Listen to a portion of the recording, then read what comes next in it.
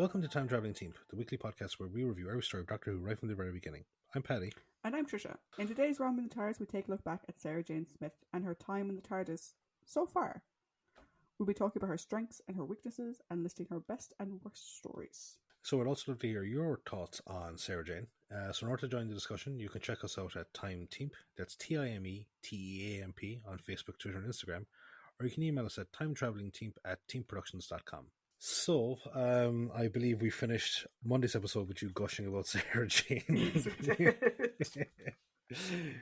It seems like it's only I know. It seems like only natural that we should stop that gushing, and I will. So no, guys, as always on these rambling episodes, it's just a kind of an overview as to our final thoughts on the character, in Sarah Jane's case, for now. So we talked about the strengths and weaknesses, so like the stuff they were really good at, the stuff that we thought really kind of brought their characters down a small bit, or we didn't particularly like. And then we picked their best and worst stories on a 3-2-1 basis. So from worst best to best and then best worst to worst. Yeah. This will be an interesting one because I was going through all my notes last night and I was like, well, the best is easy. It's the fucking worst is the hard. I don't think the best is easy. I really struggled with my best list. Well, I had to include an honourable mention. I'll put it this way, right? The best is easy in the sense of, I have lots of pickings. Yeah. Whereas like the fucking weakest episodes or the low points, it's like, I'm going to nitpick the shit out of this. Usually, though, we start with just the strengths and weaknesses, and we like to end on a high note. So we start on a low note. Yes. So, Paddy, Sarah Jane Smith, circa Doc Tom and Doc John. Weaknesses. Go. Well, I suppose on the start, there is that slight tendency to get hypnotized. A lot. Yeah, so like you think, she'd have invested into some sort of classes or lessons from the Doctor into how to shield her mind. Given the fact that she gives out about that she does get hypnotized left, right, and center, it's like, well, sorry, but that's on you. It's like, fool me once, shame on you. Fool me 7 or 8 more times. Shame on you. Yeah. Shame on him. Yeah. That's the biggest one, I think. Another weakness which kind of went away with time was this sort of trying to push like her own ideology into situations where it wasn't warranted. And now, like, because like, she comes out and she is like a kind of a feminist, a proponent of feminism, like, or the 70s, where there was still like the glass ceiling was a lot lower down, but there are times where it's like, okay, we get that, but now is not the right time to be on your soapbox. There are plenty of occasions for you to be on that soapbox. Right now is not one of those times. And then there was, I think that is like, what I would say is like a failure to kind of read the room. And she has that as well, not just for her ideologies, but for her own kind of beliefs and skepticism. Like a good example of that would be Terror of the Zygons, where there's still the element of like the superstitious nature of where they are in the Highlands. And the innkeeper, who is sort of a superstitious man, she's like, oh, like he has second sight and all this kind of thing, and like kind of in a joking manner, but the Doctor then kind of chides her a small bit, which is like, he's lamenting the dead.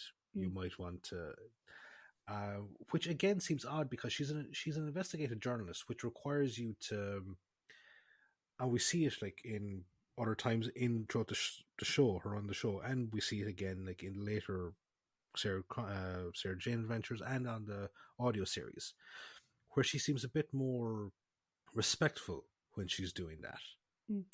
One thing I will say in that one is, now obviously we got the unit dating controversy, right? Yeah.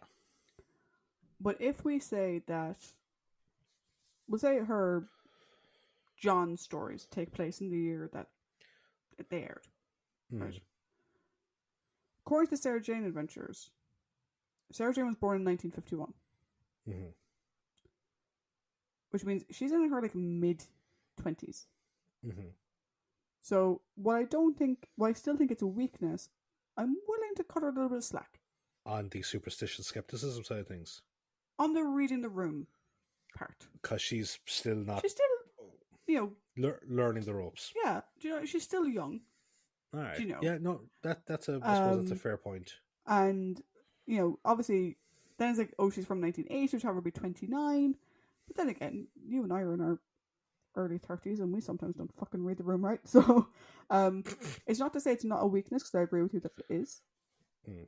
But I think it's a consideration is that the character was younger than Liz, the actor. Because Liz, the actor, was born in 1946. No. Okay, yeah, no, that is fair. But I suppose it's just like... I suppose maybe then so it's the inconsistency of things. Mm. Because she seems to be able to do it perfectly fine in one episode, but then in another episode, she loses that ability. And it's just... like, it's a jarring then in that case. And it just kind of makes you think, is like, does she have a threshold for her, like, someone going about government conspiracies? No, yeah, absolutely, please tell me more. Versus like, there's a fucking monster on the moors. It's like, piss off. Not to that extent. No, she's not that bad. But like, yeah.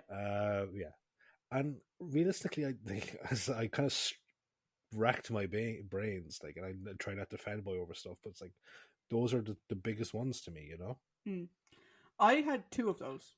I didn't really think about her reading the room so much because it only comes up in one or two episodes, really, the reading the room part, and that TARDIS Zygon's probably the biggest one of it. Yeah, I think there's an element of it as well in Monster of Peladon, but again, that's a different thing. So it's a different thing, because that's something that I had. So the first thing I had was the prone to hypnosis, right? Mm-hmm. Which I'm going to go with my little headcanon that I mentioned last week in Mandragora, which is she's like psychosensitive. Yeah, that's actually not her fault.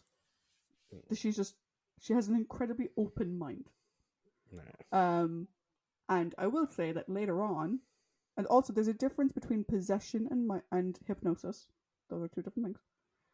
Because later on, she does eventually conquer this in the 5th season of the Sarah Jane Adventures. Which is like when the character's in her 60s, but that's beside the point. She just conquers eventually. But we're skipping the sideline.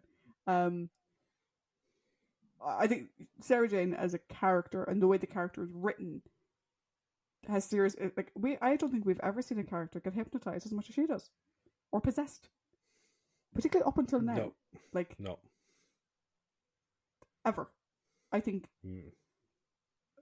the closest I can think of in terms of possession similar to Hand of Fear is the Zarbi, where Barbara had the gold bangle that Nero gave her and suddenly walking around with her arm outstretched or whatever. Yeah. But I mean, like, it's a common thread from her first story to her last story. In Time Warrior, she gets hypnotized, and in Hand of Fear, she gets hypnotized / possessed. It is a very consistent weakness of hers. That at this point in time, like, if you were to stop watching here, you're like, does she, like I said, like, fool me once, fool me twice. She has a best friend who, like, is, has mental abilities. Get him to teach you to build a fucking wall, woman. But the second one I have, and like what I would consider to be actually her top weakness, and this did go away over time. And there was someone I blame for this. Feminism over common sense. Yes.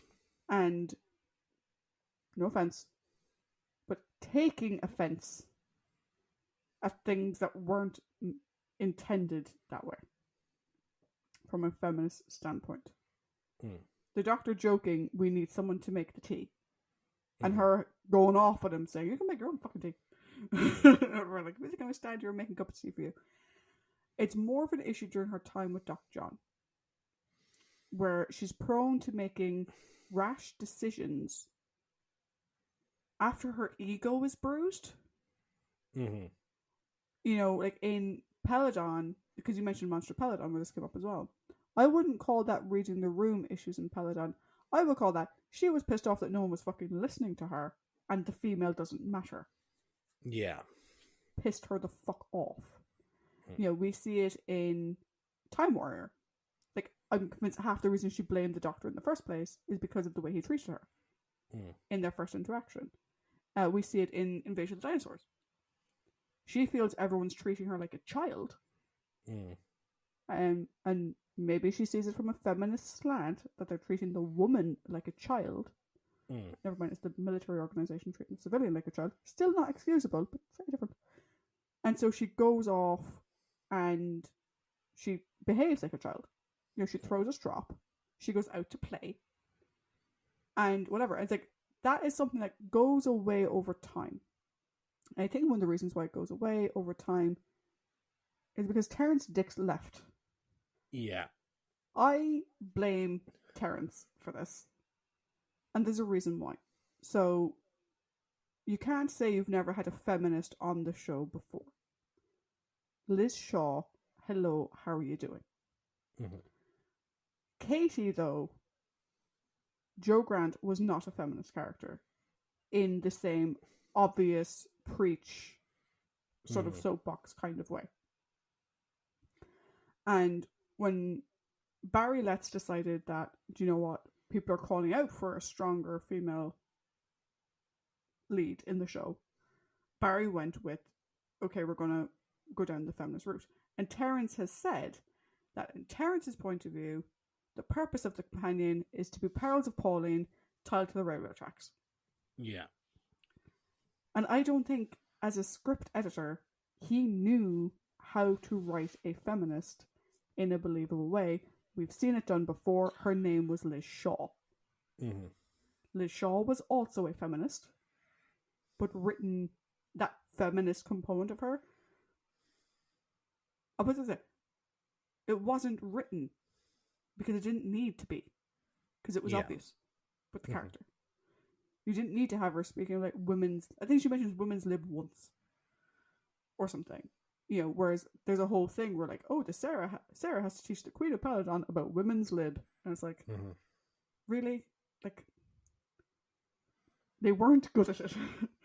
But then when Tom came in, we had more of Sarah Jane on her own in that first season with Tom and Ian, with the Doctor and Harry. And with Bob Holmes and Philip Hinchcliffe, who were much more interested in writing Sarah the character. Yeah. Rather than just Sarah the feminist. So I think it's something that she grows out of, not necessarily through natural character progression. Or you can kind of say, like, after Robot, where Miss Winters is like, you call yourself a feminist and you assumed he was the director because he's the man. That maybe she took you could sort of create like your own headcanon that she sort of realized that she was making assumptions and she toned it down or whatever.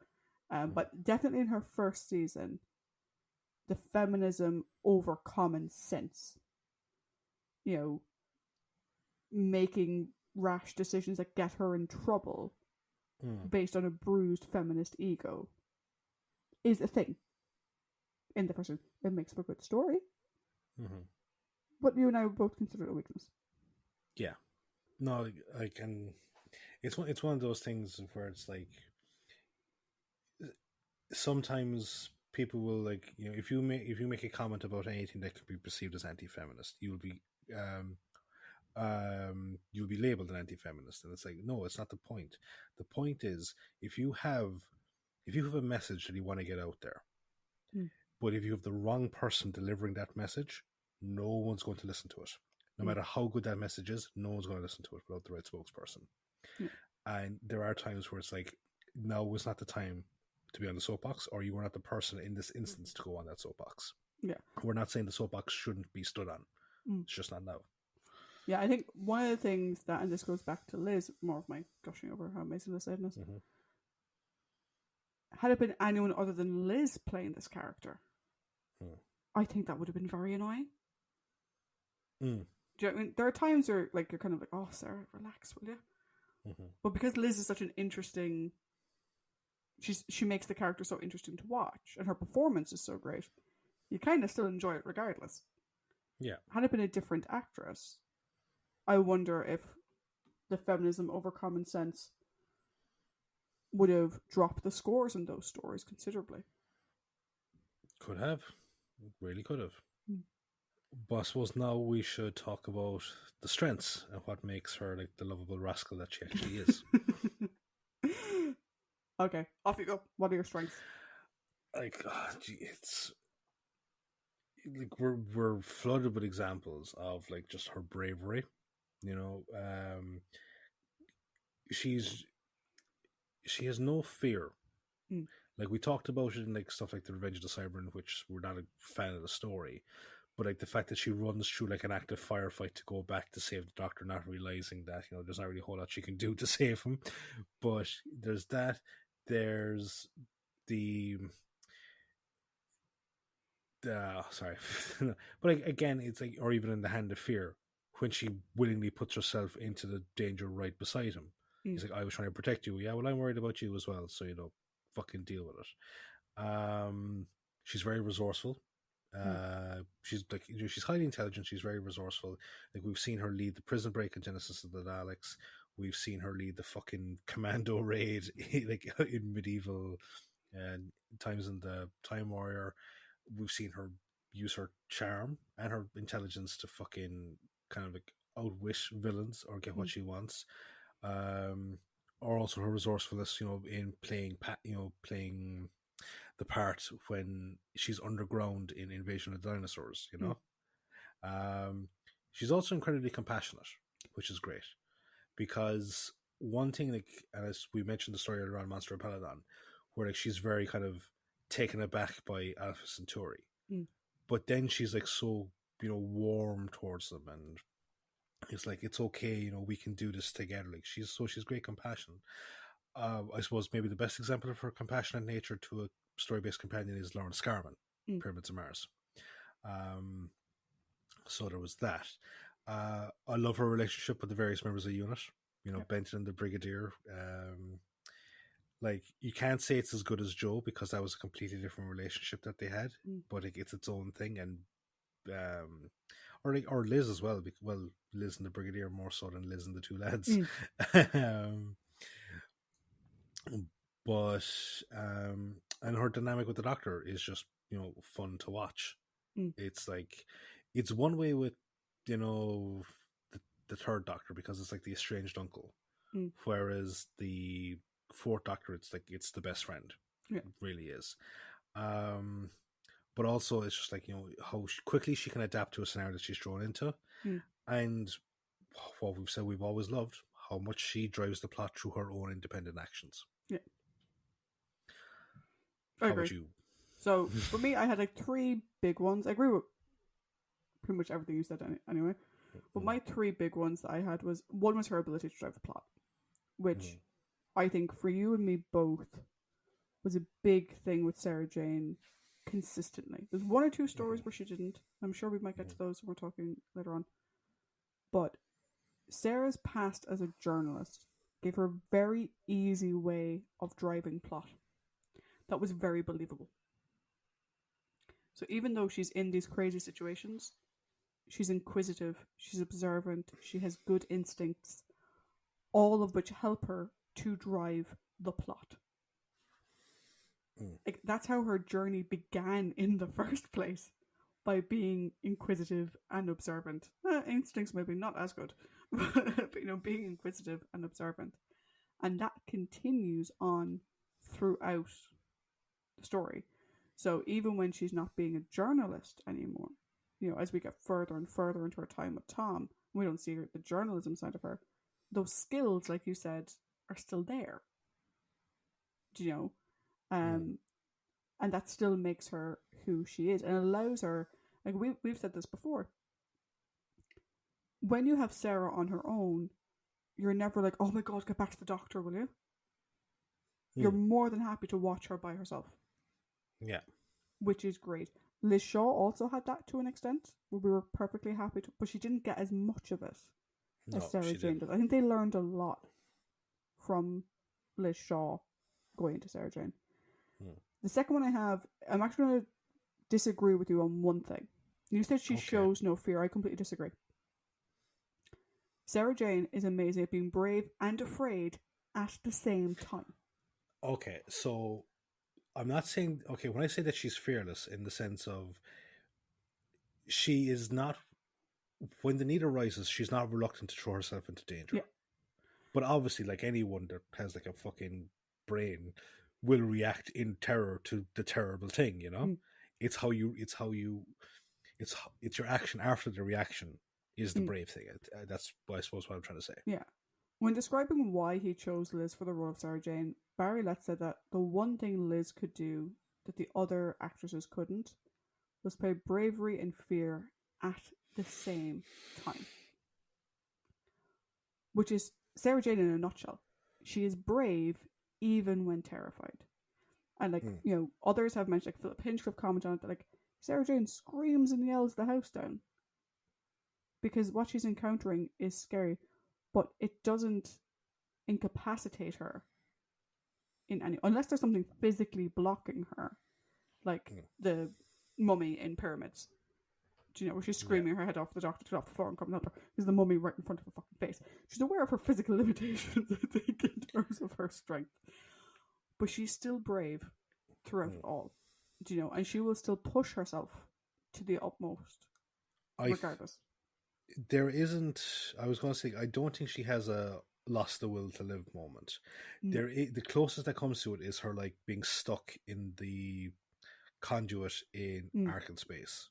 Yeah, which I'm also like, you know, we commented about how, you know, we were talking about Hand of Fear, that I have a lot of things in common with Sarah Jane. Like I am terrified of clowns. I have an issue. It doesn't come up in these stories. It comes up in Five Doctors where she has vertigo. I don't have vertigo. I do have an issue descending from heights though, because my depth perception is shit. I am claustrophobic. So me and Sarah Jane have a lot more in common. But even then, she has her woe is me moment. But then she gets so odd with the doctor. It's like, fuck you, like. And she crawls out of it. And that's the thing, is that, like, she shows the real fear that you should be afraid of what's on screen while still being brave and powering through it, which is fantastic. Very much, like, that's something Barbara grew into. And something Sarah Jane kind of had from the beginning. We just see it more and more, obviously, as the stories progress. I wouldn't necessarily say that Barbara kind of grew into it. Well, okay, she grew into it a small bit, but not as much as we've seen other characters grow into it, because Barbara, we said, had a lot of skills from the off. She just needed the scenario to unlock them. Yeah, it was the bravery for Barbara was like a new experiences were causing it to come out more and more. Yeah. And that actually, the bravery, even when afraid thing, leads to one of the things I love about Sarah Jane, which is, and I really wish that, I need to look and see if this website still exists. She saves the doctor just as much times as he saves her. You know, it's a tit for tat, episode for episode. She saves him, he saves her. She saves him, he saves her. You know, if you think about Seed of Doom, if you think about Android Invasion, it's this constant tit for tat in terms of who's saving who. Which I suppose leads me on to my final things. Like, I agree that she has great dynamics with the unit guys. I love her interactions with Benton. I love her interactions with the Brig. And even with Yates, she made Yates slightly, you know, I didn't mind him in Planet of the Spiders. That's mainly because she didn't. But it's her dynamic with the Doctor, particularly with Doc Tom, though also with Doc John to a somewhat lesser extent, I would say. And I'll get more to that in a second. She has a great relationship with the Doctor. Now, the reason why I say not as much with John is because Liz has said this herself. John, the actor, as well as potentially the Doctor, the character, was missing Katie Manning. And would repeatedly call Liz Katie by accident. So I don't think on screen it became as quick as it did with Tom, who didn't have any predecessor. But as opposed to Liz Shaw and Joe Grant, Sarah isn't his assistant. She doesn't work for UNIT. No. So he's not her boss. He's not her lab colleague, work colleague. Like, you said that he's kind of like an estranged uncle, but like he's not a parental figure to her in the same way that like the Doctor would have been to Vicky, or to Dodo, or to Victoria. Mm. He's not this sort of person that needs being protected like you had with kind of like with Jamie and Patrick, where Jamie was the bronze, or even with Bill Hartnell, where Stephen was kind of the muscle, Ian and Barbara were kind of taking care of the Doctor a lot in a number of stories, even though like we saw in the Romans he could take care of himself. She doesn't have that dynamic with him. She's his friend. His best friend. Yeah. And that's all there is. She travels with him because she wants to. She hangs out with him because she wants to. She's not required. They're not paying her to do it. Like, no, I'm sure Liz, Shaw, and Joe Grant would have liked to hang out with him anyway. Yeah. But it was also their job to hang out with him. Which sounds so weird. But with Sarah, it wasn't, which gives their dynamic something a bit special. And it's the best friend. It's a friendship. It's not a parental guardianship or like, a stand-in guardian in her life. It's not a colleague. It's not a boss. He doesn't have authority over her, except for the fact that he drives the TARDIS. That's like the only authority he has over her. It's just that she's his best friend. That's it. Which is great. It's a lovely dynamic to have between the two of them. And I think it's one of the reasons why in future seasons the relationship with Donna is so good as well. Yeah. It's a friendship. There's nothing else underneath it, which is great. Yeah. I've often said, like, we'll get to her when we get down the line, but like Donna is the most reminiscent of a classic companion in the modern era that I've seen. Yeah. Very much so. So we've talked about her weaknesses and her strengths. I'm sure we could probably blather on for ages more about her strengths, her fashion sense, for the most part. But it's time to talk episodes. So we have so hard. Worst episodes, which I struggled heavily with. And then we have our best episodes, which I also struggled with, more so of how can I limit this to 3? At this point I didn't. I put in 4. So it's an honourable mention. Cheater. I don't know that. But we start with the worst, and we go from the least worst to the worst. I will hand over to you. What were your 3 stories? So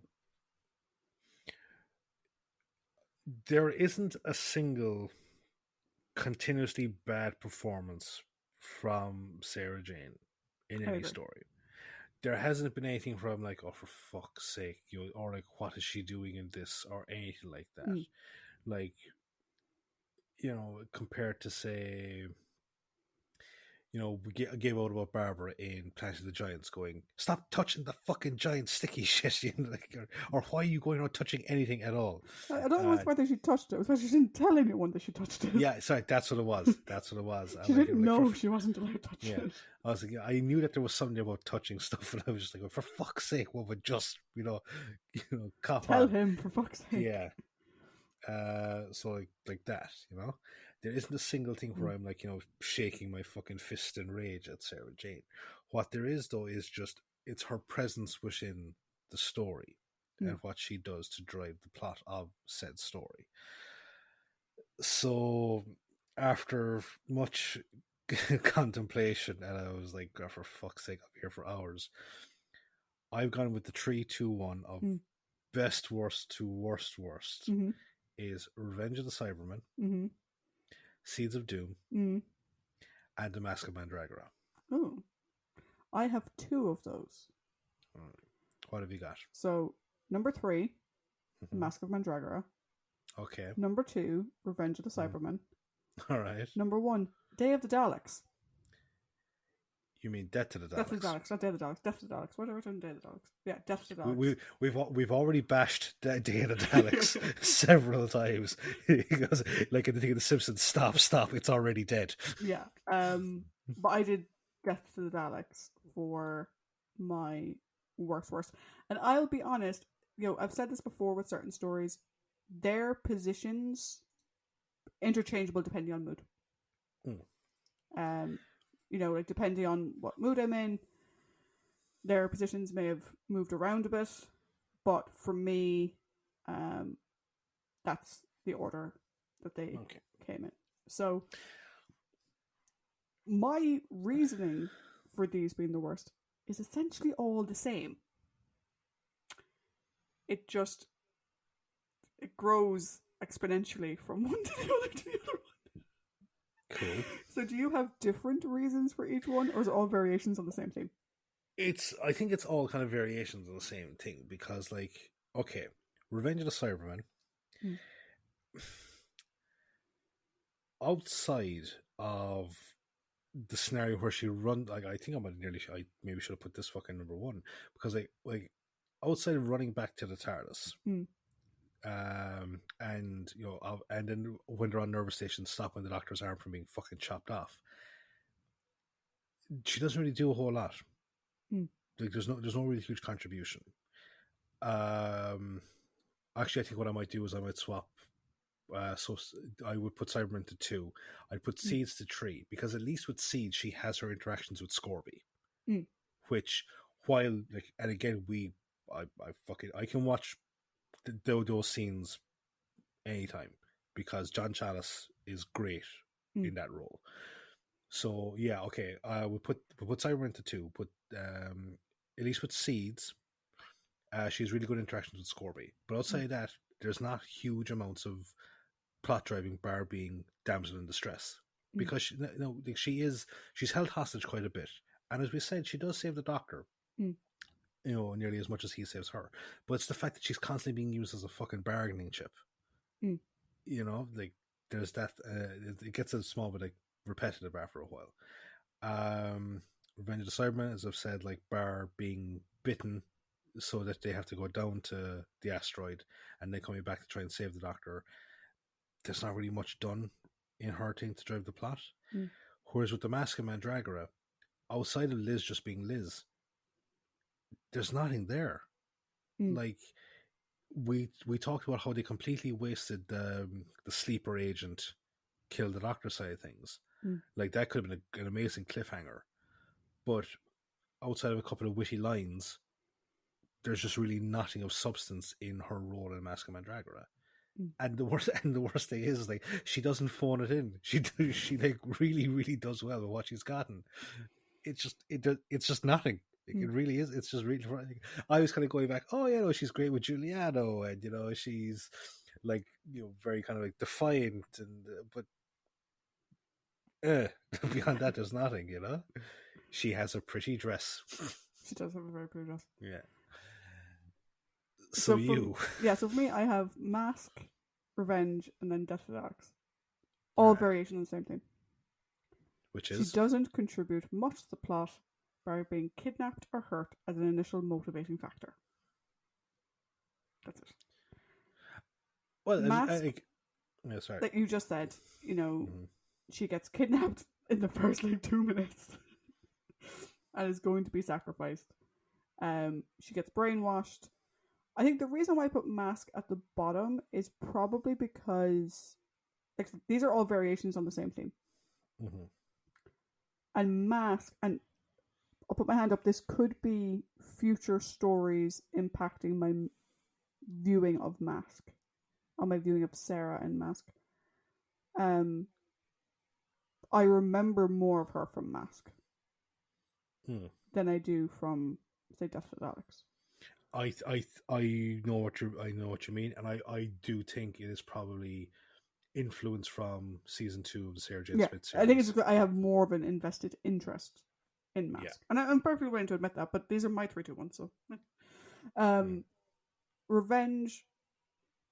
She has some good moments with the Doctor, but once she gets bitten, that all goes to pot. Do you know? She doesn't actually do anything. Like, yeah, she runs off to save the doctor or whatever. She gets caught in like those have some funny moments, but like there's no plot driving whatsoever. Do you know? And even her being bitten didn't drive the plot. It just got her and Harry onto the planet. Mm. The doctor didn't do anything. The doctor didn't go down. Mm. The doctor was still in the ship. So in many ways, she did more to push the plot in Mask, even though, like I said, they didn't make ample use of the hypnotism part. Mm-hmm. I said they almost did more in Mask to drive the plot than she did in Revenge. And then we have Death of the Daleks, which, the same thing. She starts off, she gets kidnapped, and she's going to be sacrificed. And it's a driving factor for the Doctor to find. She doesn't even go into the fucking city, for fuck's sake. Do you know? Like, yeah, she's working with your one, siphoning off the unobtainium or whatever. But we don't see that on screen. We're told they do it. But we don't get to see it. The city of the Exelons, which is like the fucking interesting part, she's not even in it. I think that's why I was so kind of confused as to why Death should be in number one, like, because, like, while it's not on screen, we know that she's a kind of a key reason as to why the Daleks are defeated at the end. But we don't get to see it. I know. Don't tell me something. Let me see it, for fuck's sake. Well, do you know what you did see? You did see her club the shit out of an Exelon. Yeah, we also saw her in her cute little bikini thing. But, I'm not giving, it's not for which one did she look the cutest in. That'll be a completely different list. But, like I said, for me, these three can chop and change. Like, if I was being more sort of, strict about it, I'd probably do Revenge, Death, and then Mask being the worst. But for my personal list, I like Mask more than I like the other two. And I think of all of her stories, Death of the Daleks is probably the one I have watched the least. When I think about it, the only thing that comes to mind is the opening scene of her in her swimsuit chatting to the doctor about Florana. That's literally it. It's so forgettable, which for Sarah Jane's story is rare. And like Liz gives a full performance. She's powerhouse the whole way through, but the story and her part in it is just so fucking forgettable in comparison to the others. Do you know? Yeah, no, that's fair. Yeah. I'm Revenge and Mask. It's the battle of which outfit do I like more. Mask always wins at that front for me. So it's interesting that like basically all of our worst episodes are variations on a theme, which is we didn't get to see enough of her. She didn't get to do enough. And I agree with you. Like, there's no story where I'm like, Sarah, what the fuck are you doing? Like, stop it, you total bellend. Like, that never happens. Because even when she does make bad decisions, it's not a stupid bad decision, it's a natural bad decision. And also, there isn't a single bad performance in the bunch. No. And I don't think she didn't have a Green Death. She didn't have a fucking reset. No, of her character, which is great. And she didn't really, other than like not really writing the feminism well, she didn't really have any episodes where the writing done her dirty. Like, other than not being able to write feminism very well, which is whatever, the writing never does her dirty. Like, if you think about, like, there were several times where like people were calling Jo an idiot and whatever. We're like, what the fuck? Sarah Jane never had that. We had Liz Shaw, Ambassadors of Death, fucking do not continue working while your friend is missing. And when they've already threatened to kill her, you tool. That never happens to her either. So her worst episodes are just the ones where we felt that she could have done more. But then we have her best episodes. Yeah. So, from your least best to your best, And I'll give you an honourable mention if you want, because I did an honourable mention in mine. So just fair is fair. So what was your 4 spot?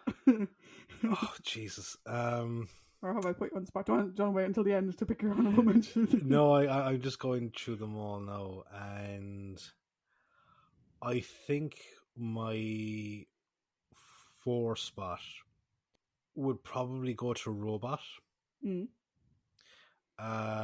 So yeah, okay. My honorable mention would be Robot. Mm-hmm. But I say why it's an honorable mention and then go No, into but my get 3, that 2. Okay. No, get that in So my number 3 is Pyramids of Mars, Mm. and I am flip flopping between my 2 and my 1. Okay. Mm. So my top 2 are the Time Warrior and Genesis of the Daleks, and the reason I'm flip flopping is because in Time Warrior, the baseline introduction of the character is so fucking good. Mm. And it's like, but like she goes through all this character growth and everything that I like. Should I push like a fantastic first entrance above and just as equally fantastic stories involving the more developed character? Mm. You know, so I think I probably will, just for that rationale, I will keep Time Warrior at number 2, and I will put Genesis at number 1. Okay, my honourable mention is Genesis. All right, okay. My number 3 is Hand of Fear. My number 2 is Robot. Okay. And my number 1 is Time Warrior. Cool. So we're. And what I found interesting when I did this list is, do you remember what 2 episodes were on our worst episodes for Joe Grant? Her first and her last. Yeah. And here are my best episodes for Liz. We have her first episode ever. We have her first episode with Tom and her last episode.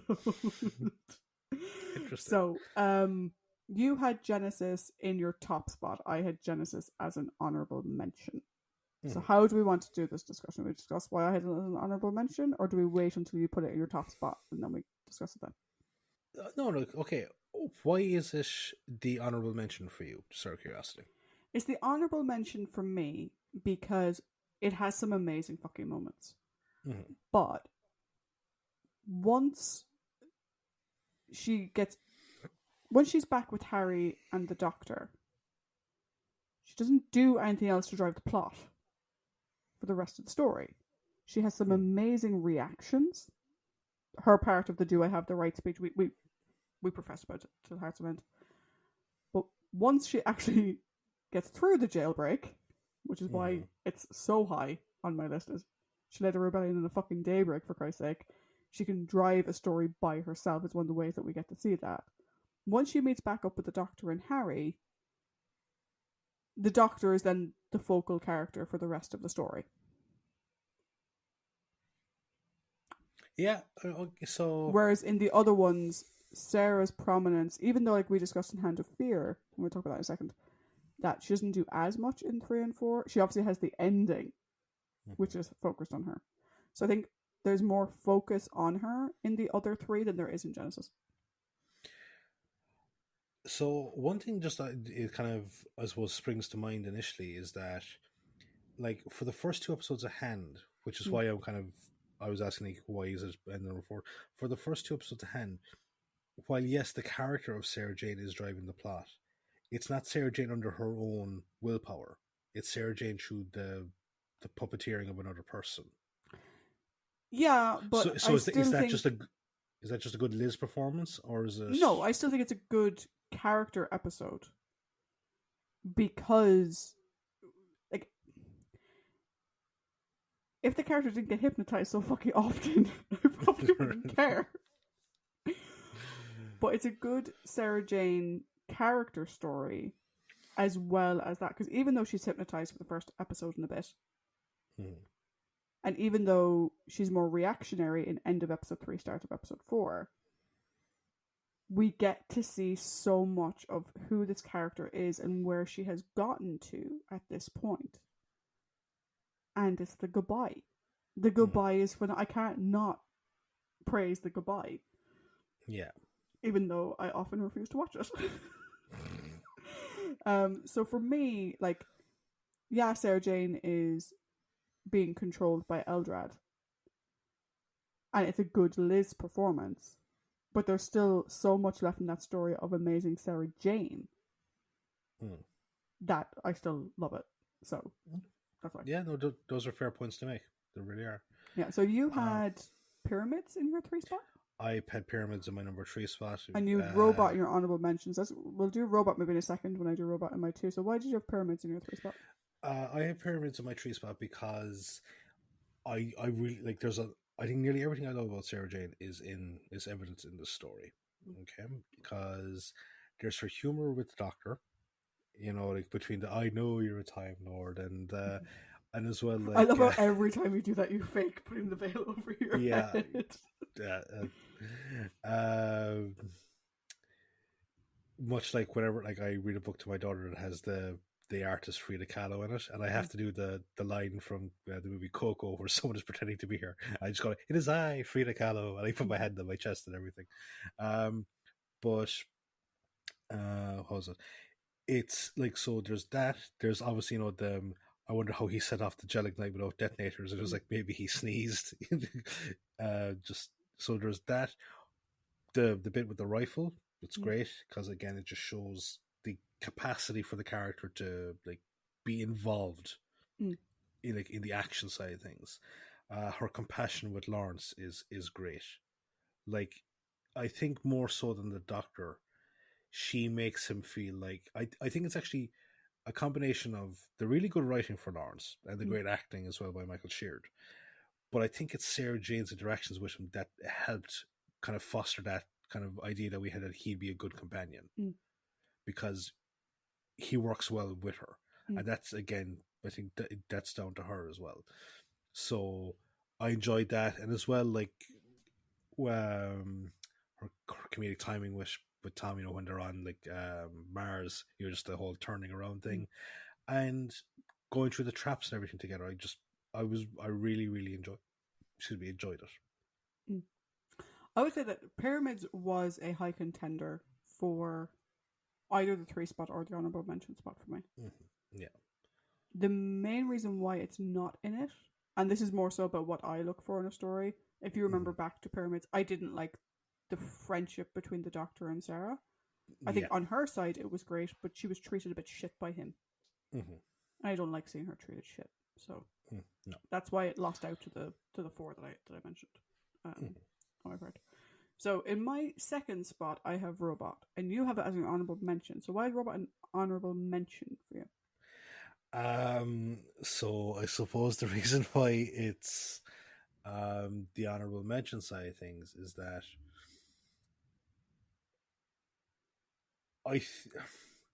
it's Sarah Jane in the transition mode. Okay, because she's transitioning away from being with Doc John's companion into Doc Tom's companion. So it's like, she's the old hand essentially, but it's also the first time that the Doctor is incapacitated, that she's the one required to kind of drive stuff. But at the same time, a lot of the focus on the story is the new Doctor as well. And I think it's just maybe like the overall nature of the story itself. Like, while it's a good story, it doesn't have the same place in my heart that Pyramids did. So, like, I know, like, it was, again, it was a really top contender for the top 3, and that's why it's in the 4 spot. It's just, I think, like, because again, it's like, as I said, it's the why Time Warrior isn't number 1 above Genesis. It's the development of the characters as their tenure goes on beats out, like, oh yeah, like, we've seen that they're perfectly established and they're awesome the minute they start, but it's what come next as well also adds on to that. So for me, I had Robot in my number 2 spot for almost everything you just said, really. Sarah is the one who really kicks off the plot. She's off doing her own investigation, and she's the one who really brings the plot to the Doctor. Like, I know obviously the Brigadier was like, oh, there was a break-in or whatever, but Sarah Jane who really brings that all together, which is great. And we get to see her, for a lot of the story, working away independently without him, which she does really well. We get to see her compassion and her convictions, like the way she treats the robot. Miss Winter sort of makes fun of her for it, like, oh, you're the person who gave a pet name to a car. But,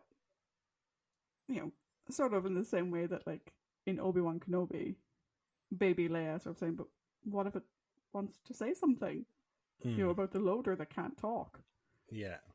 And like, it's the same compassion we see from Sarah, which is great. And then the other reason why it's such a high spot is how she reacts to the regeneration. Is so good. When Hartnell regenerated into Troughton, Ben and Polly were very, who the fuck are you? What the fuck is this? And there was a serious lack of trust between them. It took a long time, story-wise, for that trust to come back. But here, maybe it's because she's met Choji and Choji sort of eased her into it. She accepts him for who he is. She doesn't expect him to be Doc Tom or Doc John anymore. She accepts him and his eccentricities for what they are. And it's not even just Choji, but he is the prime example of that. But also the Brigadier. The Brigadier is there as well. But like, if you think about it, the companion is the person holding the hand of the audience in many ways. And particularly for younger viewers, again, like thinking back to that documentary I was watching, you have David Tennant, you have Phil Collinson, who was one of the first producers on the revival with Russell T Davies. She held their hand through the changeover.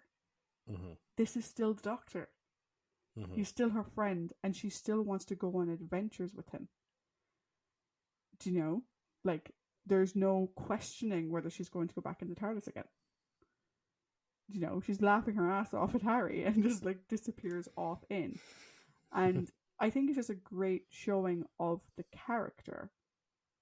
And also, on a personal bitchy, it's one of the reasons it highlights the difference between her and some of the other characters that we've seen or will see in the future and how they react to regenerations. But yes. So I think for me, for Robot, while, the main focus of the story is on the Doctor because the Doctor is new, it's still a really good Sarah story on her own. Do you know? Like, all the things that she goes through, and we get to see, like you mentioned in her strengths, the dynamic she has with the rest of the unit. She's got some great moments with Benton. She's got some brilliant moments with the Brig. It's just so, like, because the Brig being like, oh, there was a break, and why am I telling you this? Like, why do I keep telling this woman random shit? And for me, I think it's a fantastic Sarah story, which I think is the other thing. I don't think Pyramids is a Sarah story. I think Pyramids is a Doctor story. Robot, for me, ironically, even though the focus is on the Doctor's regeneration, I think Robot is a better Sarah story than Pyramids is, personally speaking. But that's because I focus more on the relationship in how I enjoy my stories, and with the relationship the way it was in Pyramids, I didn't think it treated her as well. No, see, this is the thing, is that, like, so I think you're right in the sense of it's just as much of a Sarah story as it is a First Doctor story, in the sense of, like, because she's off by hers. A Fourth Doctor story. What did I say? First Doctor story? A Doctor's first story, maybe what you meant. Yeah. So no, that's completely true. Again, I think the reason that Pyramids just beats it out for me in the positioning is it's the dynamic. Now, I know that we had, like, disagreement over, like, that side of things, but like, beforehand and then afterhand, like, away, like, I know that it kind of soured the experience a small bit for you, but I think it's just like, he lashes out at her, but he never stops loving her. And like I know that it's a terrible fucking thing to say, like because it's I don't want to like diminish like verbal abuse or anything like that, but it's just like we see his anguish. Then it's like the whole thing. Oh my god, I think I've just led her to her death when she's trapped in the tube. No, again, like that's a very much more Doctor moment, but it's her reaction when she's sitting in there and he's just like going relax, and she's like, "Oh well, why did you fucking say so?" I think it's just like the character has matured a bit as well. But the robot in itself, as like we said, is a fantastic story. It really is. So then you had Genesis in your top position, whereas I had Time Warrior. So Time Warrior was your number 2. So I want to go with why Time Warrior was your number 2. So again, like as I said, the reason for my thing is that no, it's just kind of like a stupid thing in my head. I suppose I would think about is that I can't remember I don't think there been a time where a new companion has come in where their first story is a 5, and they've been a huge, massive contributing factor to why that story is a 5. Let's have a quick look back. So, I don't think so. No, I don't think so either. We didn't do that many 5s previously. We've done a lot more 5s in recent years than we've done before. Yeah, so like, and the thing is that like she has so many great stories, and that's as a result of like her character development and her growth as a character. That I suppose like a part of me was like a small bit guilty putting the Time Warrior in the number 1 spot. But I would like even before we went to air, I was flip flopping between a 1 and a 2. I really was, and I think not because of peer pressure or anything like that, but there's no pressure. no, there's not. No, but I think it is just like this thing of like where like, maybe it does deserve to be the number 1 spot because it's so good from the off. But I think no, like I think like what you say is like any given day, it could change. Yeah. My top 2 will change. So at the moment, I'll keep it as the number 2. Cool. And the reason is like it's just like how could you not fucking like from the minute that she comes in, she's a powerhouse of a character because she fucking stands tall and she doesn't put up with his bullshit. Or stands 5'4" and doesn't put up with his bullshit. Yeah, exactly. No, she gets narky at him. She throws a bit of a fucking huff. But like she goes back into a time period where again she could be burnt as a witch or like she could be fucking anything, and no, what does she do? She gains the trust of the fucking local lord, leads his men on a commando raid to an enemy stronghold to kidnap a fucking warlock and then brings him back, and then not only that, takes active part in the defense of a fucking castle against said band of merry assholes and their potato companion. And then again sneaks back into the fucking evil stronghold to help free all these scientists. And again, there's not a whole thing of like, what the fuck am I doing here? How did we travel through time? Where the fuck do you come from? Like, how can I understand like ye old English? There's none of that. There's none of it, which makes it maybe a small bit unrealistic, but at the same time, it's like we're talking about a show. It's like a guy who travels in a fucking time traveling phone box.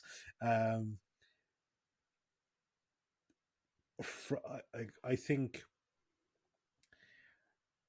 again, probably having to go back to like Liz or Liz Shaw, and then having to go back even further to maybe say Ian and Barbara. I don't think there's been any companion outside those 2 people that have like just from the start been like, you're fucking awesome. Yeah. Which is why I have it in my number 1 spot. Yeah. I get what you mean about like, having a character's first episode as their best episode.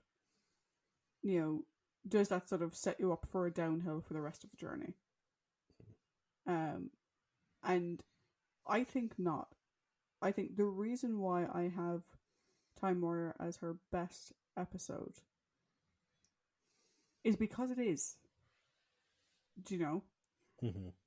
For the character of Sarah Jane, this is Sarah Jane's story. Mm-hmm.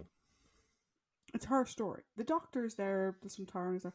This is Sarah Jane's story. It's her journey of discovery. It's all of the things we love about the character. You know, her intelligence, her wit, the fact that she goes there pretending to be her aunt. Never mind the fact that like she's like 30 years younger than her, and anyone could probably look up her research journal and go, "Well, you're clearly not who you fucking claim to be." You know, the fact that like when she does go back in time, you know, I won't say she takes it on the chin because she's like, it's a pageant, it's a fair. Mm-hmm. What the fuck are you people doing? But once it's clear to her, I have somehow gone back in time. Like you said, she takes on the chin and she goes with it. Yeah. 110%.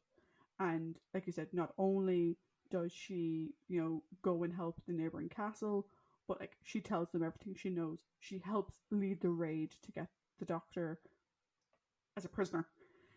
And then not only is she doing that, but she's helping defense of the castle. Not only is that, like, she's an integral part of the defeat of the Baron, or like the bad Iron Gran. Iron Gran, yeah. Because she goes in undercover to basically poison them all to make them fall asleep. Do you know? In a time period where, like you said, she could have been burned as a witch. Mm-hmm. Like, she was in way more danger in many ways than he was. This is a whole new fucking environment for her. And she just fucking goes with it. Do you know? All of that is just amazing. And for me, I think the difference between this and Genesis, you can talk more about Genesis in a second because that's your top story, but the difference for me between this and Genesis, between this and Robot, between this and like Hand of Fear is also Sarah's story in many ways. Yeah. But for me, Time Warrior is the purest this is Sarah's story. Because she's Sarah from beginning to end, call her concern around Hand of Fear. And the Doctor is almost secondary to her. Like, we don't see the Doctor reacting to a new companion. We don't see the Doctor being like, oh, she's not Jo. Do you know? Or anything like that. He's just on an adventure the same as always. That's fine. But it's her exploration, it's her story. And I don't think we've never had it as an opener. And it's very rare that we get a story that's the companion's story. I think the closest thing I can really think of is the Romans. It was kind of a 50-50 between the two. Well, like, Jesus, like, because I'm just trying to think like that. If you think about all the companions that we've had, right? So we'll just scale it back.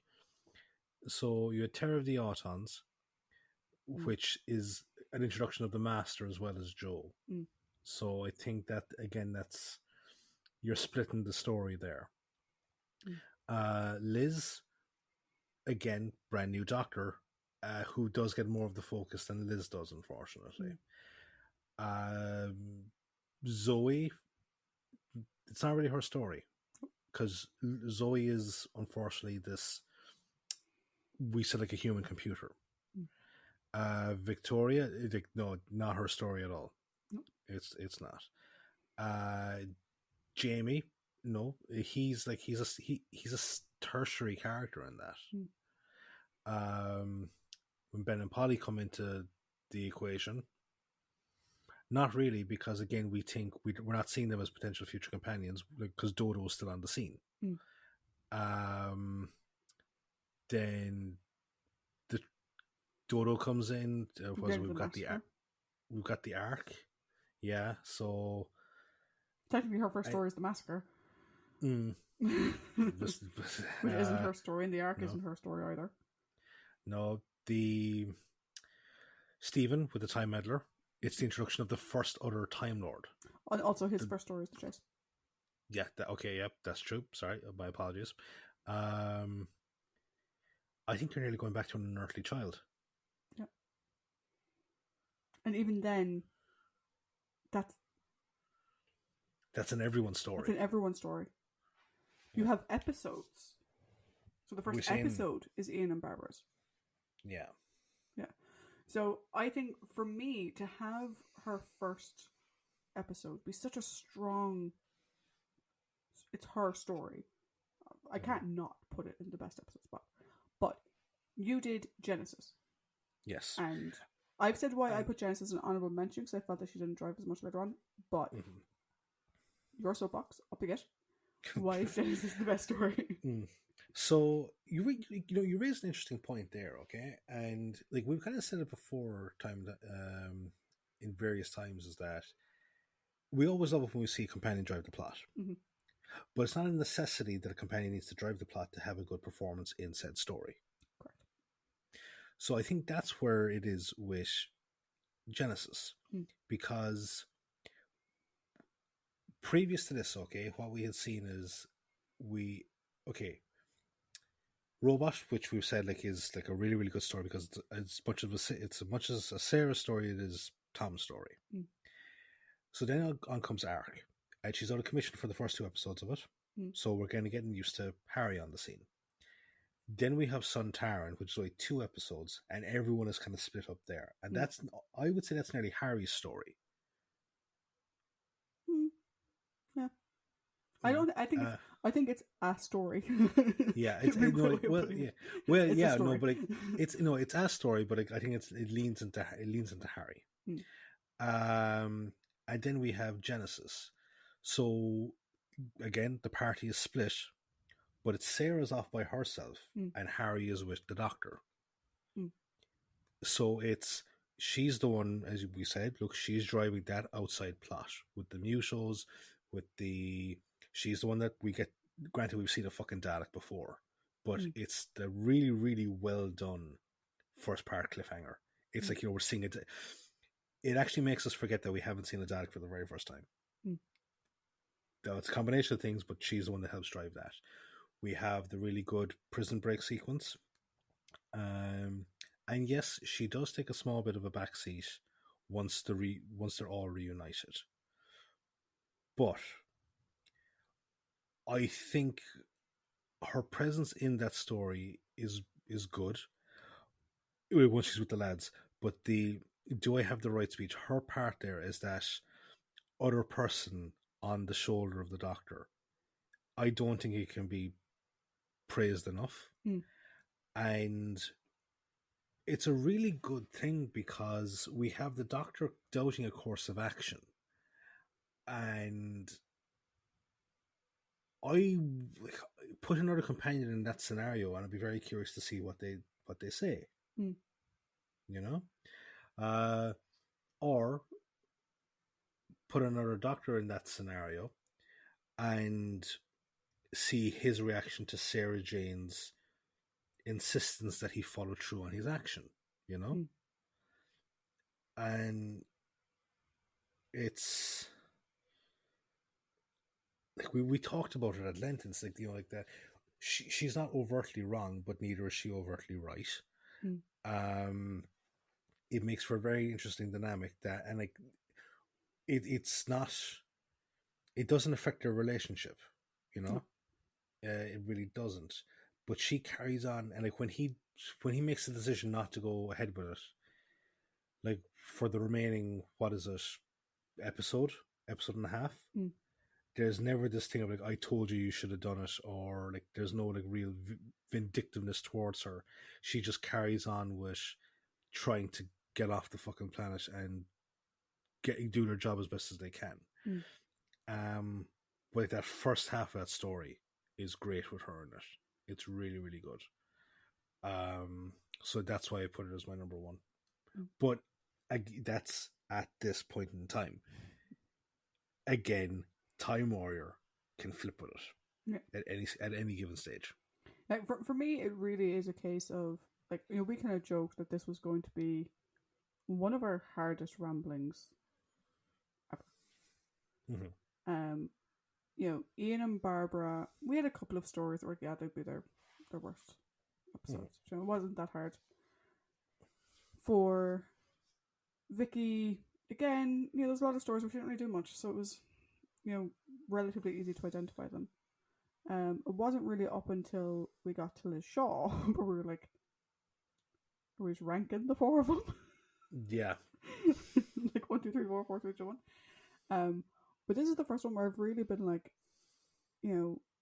I struggled to pick the worst episodes. And I just picked a theme and picked all the stories around that theme.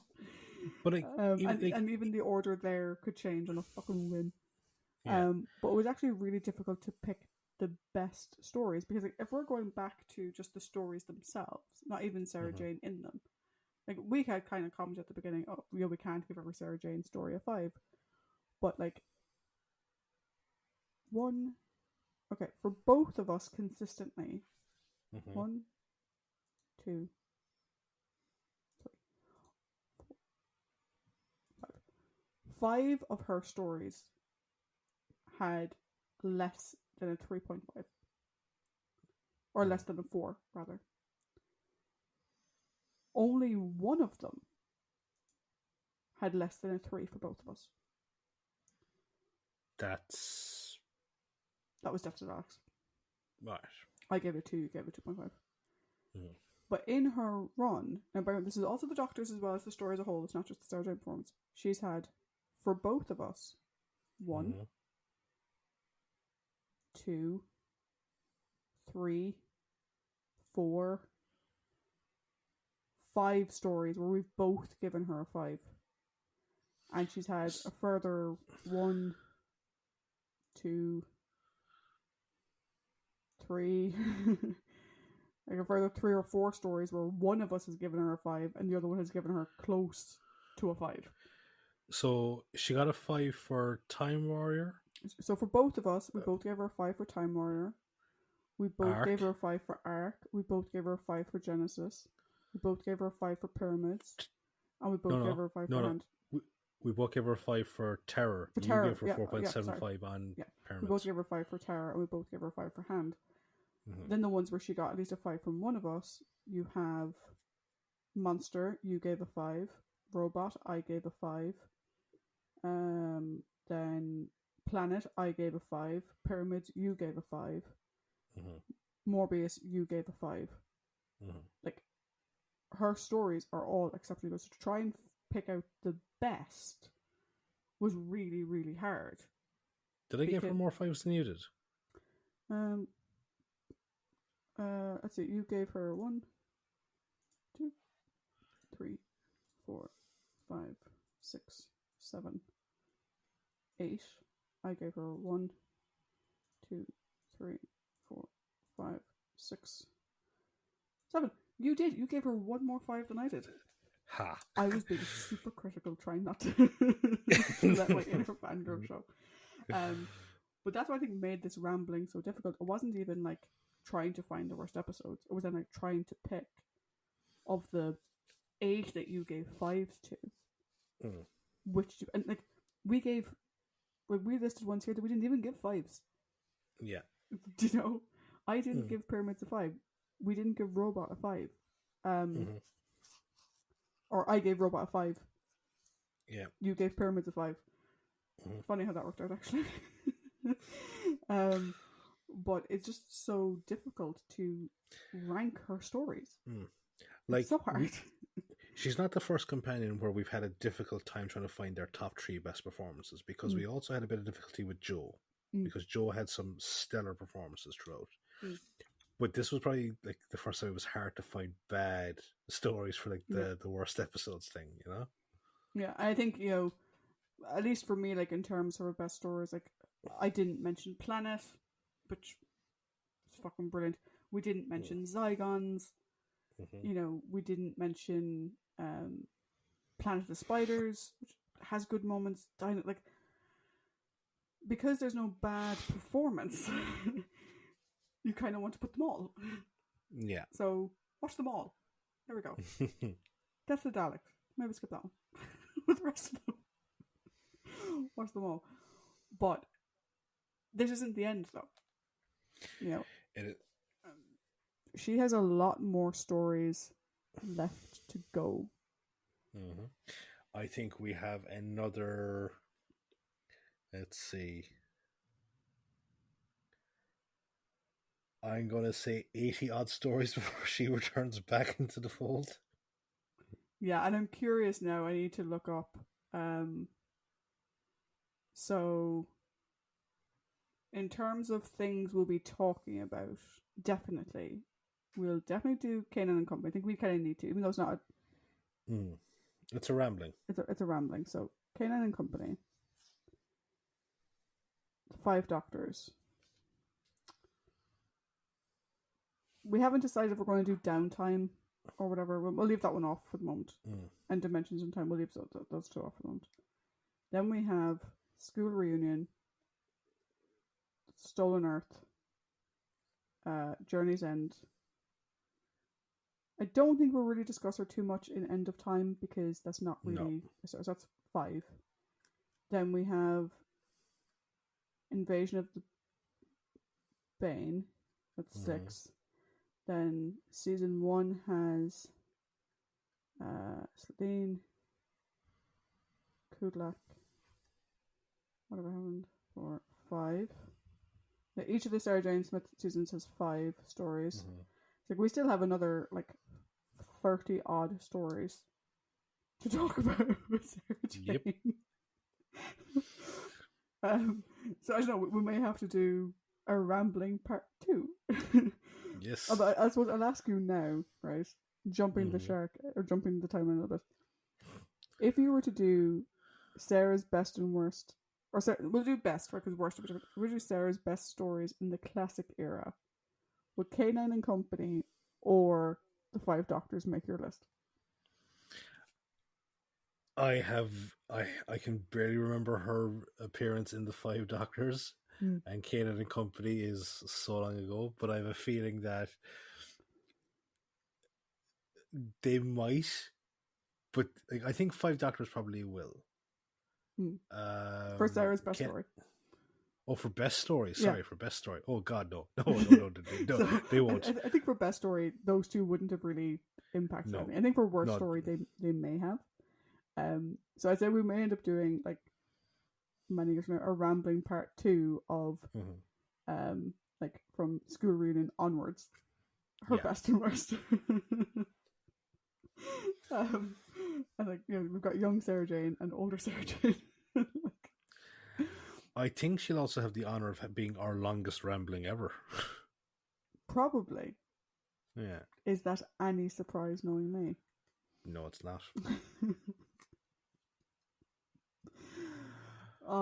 But do you know what?